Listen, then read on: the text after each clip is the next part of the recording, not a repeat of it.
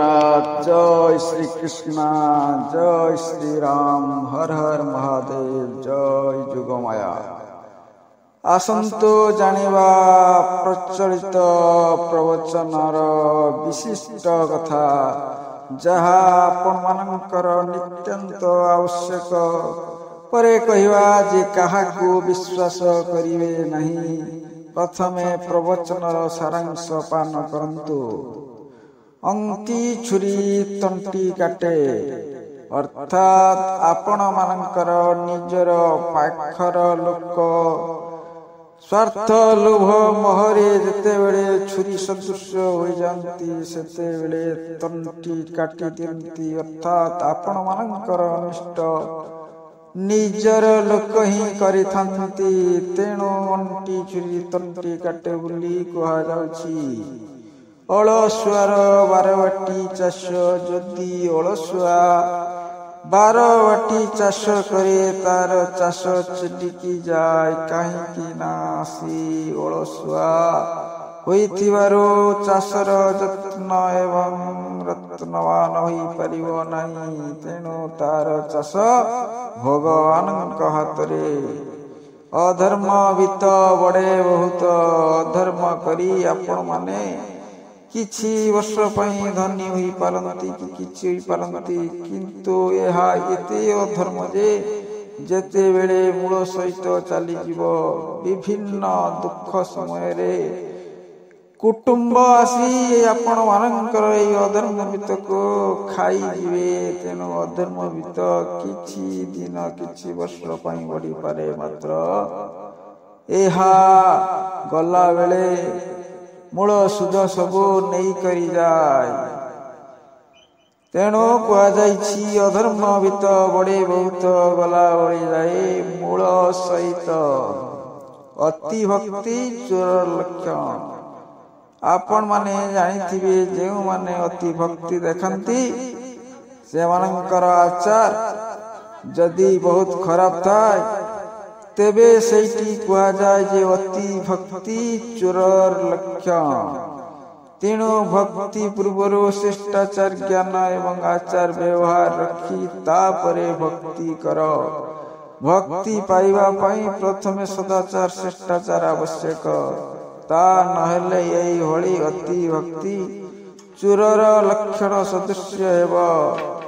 अल्प विद्या भयंकरी, जेपरी गोटिए बाई चढ़ई जदि किछि पाई जाए, से जिंती भयंकर भावरे गान करे, से परी अल्प विद्या आहरण करथिबा व्यक्ति से सबु आडे देखई हुए। मोर पंडित एमती, मो अमुक तमुक एई भଳି कही हुए। एहिति पाई कुआ जाइछि अल्प विद्या भयंकरी, अरखित को दैव साहा।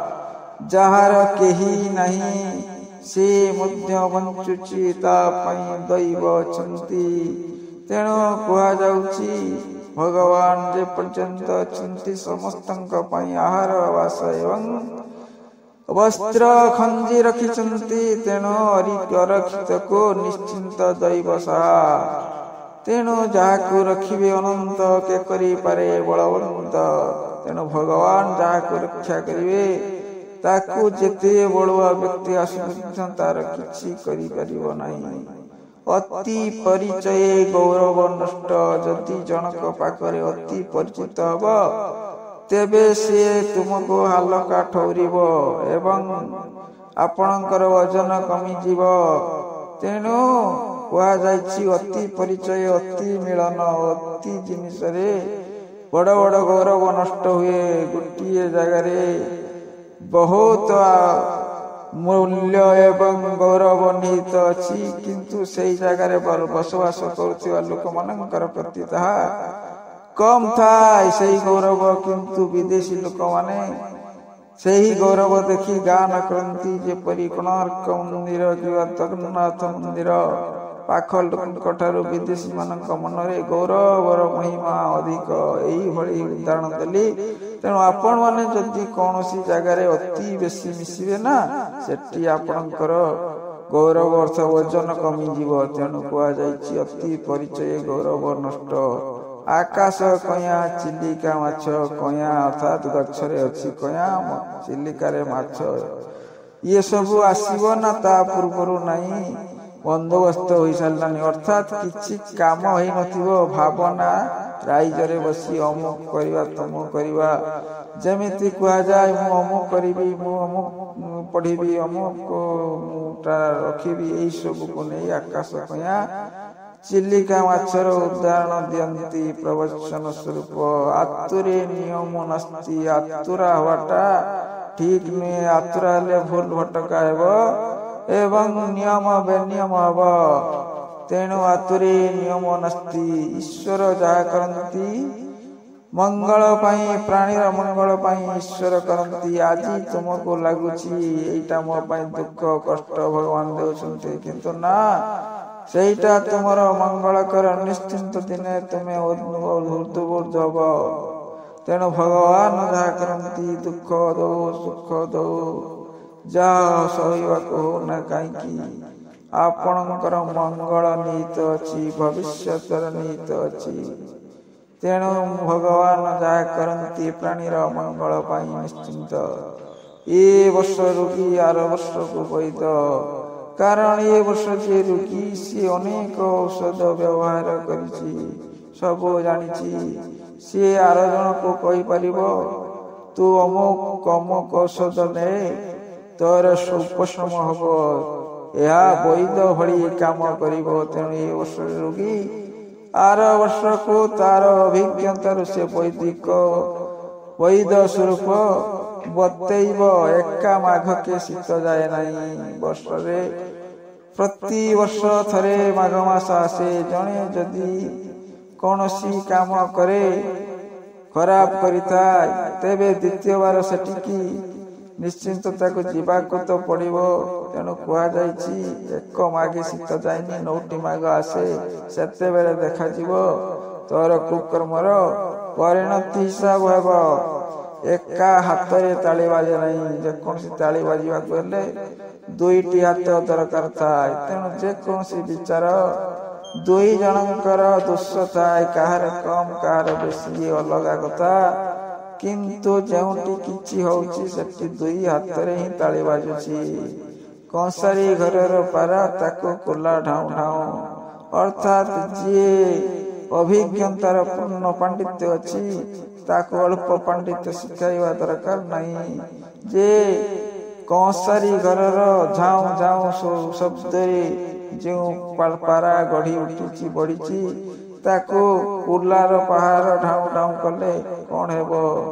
ଏଇଥିପାଇଁ କୁହାଯାଇଛି ଯେ କଂସାରୀ ଘରର ପାରା ତାକୁ କୋଲା ଢାଉଁ ଢାଉଁ କହି ଦେଉଥାଏ ପରକୁ ବୁଦ୍ଧି ନ ଆସେ ଘରକୁ। ବହୁତ ଲୋକ ଅଛନ୍ତି ଅମୁକ କଥା ଅମୁକ ନୀତି ବାଣୀ ଶିକ୍ଷା ଦିଅନ୍ତି କିନ୍ତୁ ନିଜେ କରନ୍ତି ନାହିଁ। କହିବା ତ ବହୁତ ସହଜ କରିବା କେତେ କଷ୍ଟ ଯିଏ କରି ଦେଖେ ସେ ହିଁ ଜାଣେ। ତେଣୁ କହିବାକୁ ବହୁତ କିଛି କରିବାକୁ ହେଲେ ବହୁତ କିଛି ବି କରିବାକୁ ପଡ଼େ। ତେଣୁ କର କିଛି ତ କର ଅନ୍ୟକୁ ଉପଦେଶ ଦେବା ଆଗରୁ ନିଜେ କିଛି କର। କଙ୍କଡ଼ାକୁ ଗୁଳିଆ ପାଣି ସୁହାଏ ଅର୍ଥାତ୍ ଖରାପ ଲୋକକୁ ମନ୍ଦ କଥା ସୁହାଏ। ସେମାନେ ଭଗବତ ବାଣୀ କିମ୍ବା କୌଣସି ଗୀତାରସ ଶୁଣିବେ ନାହିଁ। ସେମାନେ ଖରାପ କଥାକୁ ଶୁଣିବାକୁ ଭଲ ପାଆନ୍ତି ଏବଂ ଖରାପ କୁସଙ୍ଗରେ ରହିବାକୁ ଭଲ ପାଆନ୍ତି। ତେଣୁ କଙ୍କଡ଼ାକୁ ଗୁଳିଆ ପାଣି ସୁହାଏ ଭଳି ଏହା ଅଟେ। କୁକୁର ଲାଙ୍ଗୁଡ଼ 12 ବର୍ଷକେ ସଳଖେ ନାହିଁ ଅର୍ଥାତ୍ ଯିଏ ଯେ ପ୍ରକୃତିର ତାର ପ୍ରକୃତି ଛାଡ଼ିଯାଏ ନାହିଁ। ତେଣୁ ତା କୁକୁରର ଲାଙ୍ଗୁଡ଼ ଭଳି ସେ କେବେ ବି ସଳଖିବନି ସେଇ ବଙ୍କା ହୋଇ ରହିବ। କୂପେ ବର ନହେଲେ ତପେ ବର ଅର୍ଥାତ୍ କୂପରେ ବର ମିଳେ ନହେଲେ ତପରେ ବର ମିଳେ।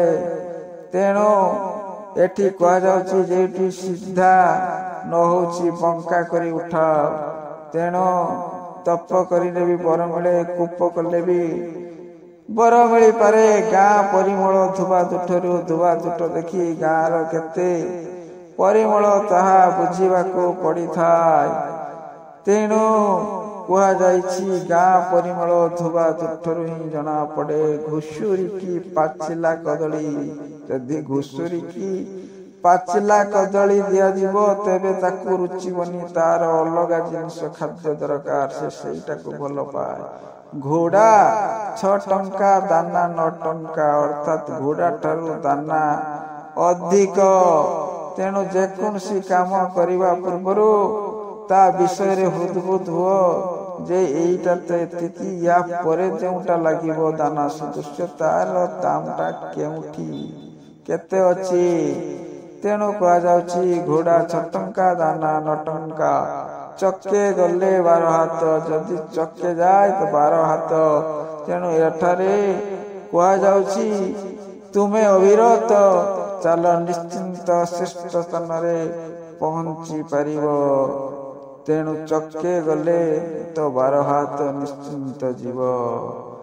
ଚାଷ ତରତର ବଣିଜ ମଠ ବେପାର କରିବା ପାଇଁ ଧୀର ସ୍ଥିର ଭାବରେ କର, କିନ୍ତୁ ଚାଷ କରିବା ପାଇଁ ତରତର ହୋଇ କର।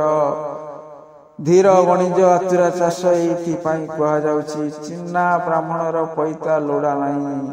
ତେଣୁ ଯାହାକୁ ବୁଝା ଜଣା ଅଛି ଏ ବ୍ରାହ୍ମଣ, ତାର ପଇତା ଦରକାର ନାହିଁ, କାହିଁକି ନା ସେ ଜଣା ଅଛି ଚିହ୍ନା ବାହୁଣ।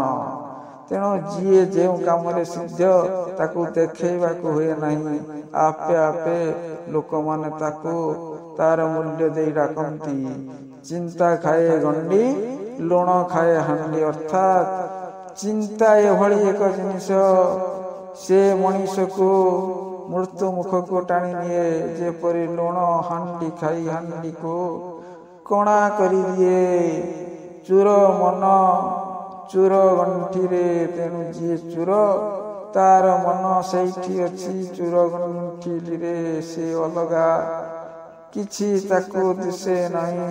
ତେଣୁ ଚୋରର ମନ ଚୋର ଗଣ୍ଠିରେ ଥାଏ। ଜୋର ଯାହାର ମୁଲକ ତାର, ଏଠି ବଳୁଆକୁ ସୁହାଉଛି। ଯାହାର ଜୋର ଅଛି ସେ ମୁଲକ ଆକ୍ରମଣ କରିପାରିବ। ତେଣୁ କୁହାଯାଉଛି ଜୋର ଯାହାର ମୁଲକ ତାର, ଡେଙ୍ଗା ମୁଣ୍ଡରେ ଠେଙ୍ଗା, ଅର୍ଥାତ୍ ଯିଏ ଆଗ ଧାଡ଼ିର ଥାଏ ତାହାରି ମୁଣ୍ଡରେ ସବୁ ପାହାଡ଼ ପଡ଼େ। ଯେପରି ଘରର ମାଲିକ, ତା ମୁଣ୍ଡରେ ସବୁ ଚିନ୍ତା ପାହାଡ଼ ସଦୃଶ୍ୟ ପଡ଼େ, ସେହିଭଳି ଅନେକ କିଛିରେ ଯିଏ ଡେଙ୍ଗା ଅର୍ଥାତ୍ ବଡ଼ ବଡ଼ ମୁଣ୍ଡରେ ହିଁ ପାହାଡ଼ ପଡ଼େ। 3 ତୁଣ୍ଡରେ ଛେଳି କୁକୁର, ଯଦି ଗୋଟିଏ ଛେଳିକୁ ବାରମ୍ବାର କୁକୁର କୁହାଯାଏ ତେବେ ସେ ଛେଳି ନାମଟି ଉଠିଯାଇ କୁକୁର ହୋଇଯିବ। ତୁଣ୍ଡ ବାଇଦ ସହସ୍ର କୋଶ, ଅର୍ଥାତ୍ କଥା କୁହା କାନ, ଇଏ ଏତେ କୋଶ ବ୍ୟାପିଯାଏ ତାର ଧାରଣା ଆପଣ କରିପାରିବେ ନାହିଁ। ତେଣୁ ଯେତେ ଯାହା କିଛି ଅଛି, ତୁଣ୍ଡ ବାଇଦ ଠାରୁ ଚଳଚଞ୍ଚଳ କିଛି ନାହିଁ। ଏ ଘଣ୍ଟାକେ ସାରା ପୃଥିବୀକୁ ଶୁଣାଇ ଦେବ, ତୁ ଯେତେ ମାଠିବୁ ମାଠ, ମୁଁ ସେଇ ଦରପୋଡ଼ା କାଠ। ଅର୍ଥାତ୍ ଯିଏ ଯେଭଳି ଅଛି ତାକୁ ଯେତେ ପ୍ରକାରେ କହିଲେ କି ହେବ, ସିଏ ସେଇ ଦରପୋଡ଼ା କାଠ ଭଳି କାମ କରିବ, ସେ ଟିକେ ସୁଧୁରିବ ନାହିଁ। ତେଣୁ ଯେତେ ମାଠିଲେ କି ହେବ, ସିଏ ସେଇ ଦରପୋଡ଼ା କାଠ ସଦୃଶ୍ୟ ହିଁ ରହିବ। ତୁଳସୀ 2 ପତ୍ରରୁ ଆସେ, ଅର୍ଥାତ୍ ତୁଳସୀ ଗଛର ଯେତେବେଳେ ପତ୍ର 2ଟି କଅଁଳେ ସେତେବେଳେ ସେ ତାର ବାସ୍ନା ମହକ ସଂସାରକୁ ଜଣାଇ ଦିଏ, ମୁଁ ତୁଳସୀ ପତ୍ର। ବିଛୁଆତି କିନ୍ତୁ 2 ପତ୍ରରୁ କୁଣ୍ଡାଇ ହୁଏ। ଯେତେବେଳେ ବିଛୁଆତି 2 ପତ୍ର ବାହାରେ ସେତେବେଳେ ତାର କୁଣ୍ଡିବା ଗୁଣ ଆରମ୍ଭ କରିଦିଏ। ଦେହରେ ଲାଗିଲେ କୁଣ୍ଡାଏ। ତେଲିଆ ମୁଣ୍ଡରେ ତେଲ, ଅର୍ଥାତ୍ ଯିଏ ତେଲି ଭୁଲ ବୁଝିବେନି, ତାଙ୍କ ମୁଣ୍ଡରେ ତେଲ ଥାଏ, କାହିଁକି ନା ଯିଏ ବଡ଼ ଲୋକ ତାହାରି ସବୁ କିଛି ହୁଏ, ଏଇ ଅର୍ଥରେ ଯାଉଛି। ତେଣୁ ଯିଏ ବଡ଼ ଲୋକ ତାର ପୁଅ ମଧ୍ୟ ସେଇ ଉଚ୍ଚ ସ୍ଥାନକୁ ଯିବ।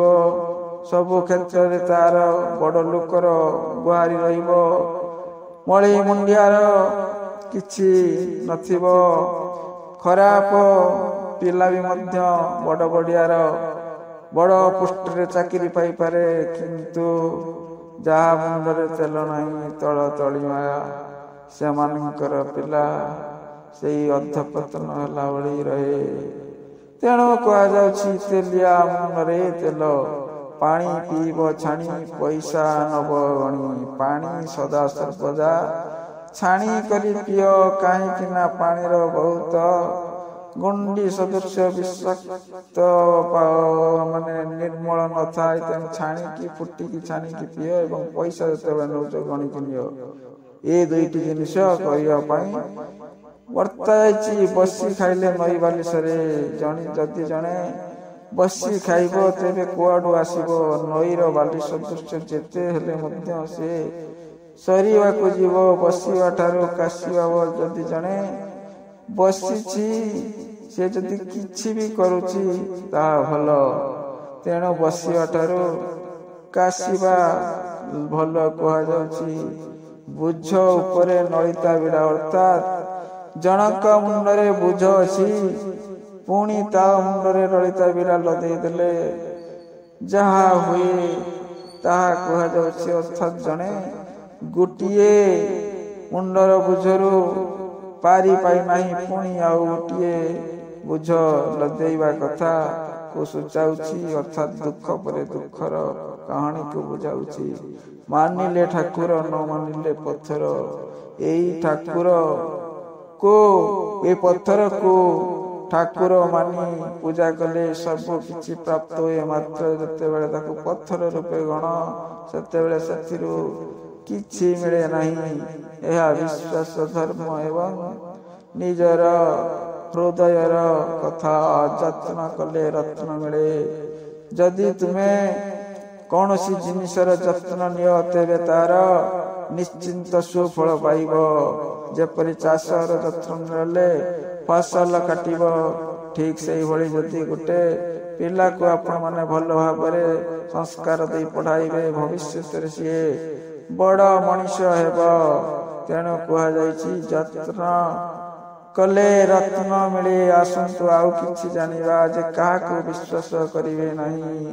ଦେଖନ୍ତୁ, ଯିଏ ଶତ୍ରୁ ସେ ସବୁଦିନ ପାଇଁ ଶତ୍ରୁ। ଯଦି ସେ ମିତ୍ରତା କରେ ତେବେ ତାକୁ ବିଶ୍ୱାସ କରନ୍ତୁ ନାହିଁ, କାହିଁକି ନା ତାର ଠାରେ ଶତ୍ରୁତାର ବହ୍ନି ଅଛି। ସେ ମାୟା ରୂପ ଦେଖାଉଛି। ତେଣୁ ତାକୁ ସର୍ବଦା, ଯିଏ ଶତ୍ରୁ ତାକୁ ସର୍ବଦା ଶତ୍ରୁ ହିସାବରେ ରଖ, ତାକୁ କେବେ ବି ବିଶ୍ୱାସ କର ନାହିଁ।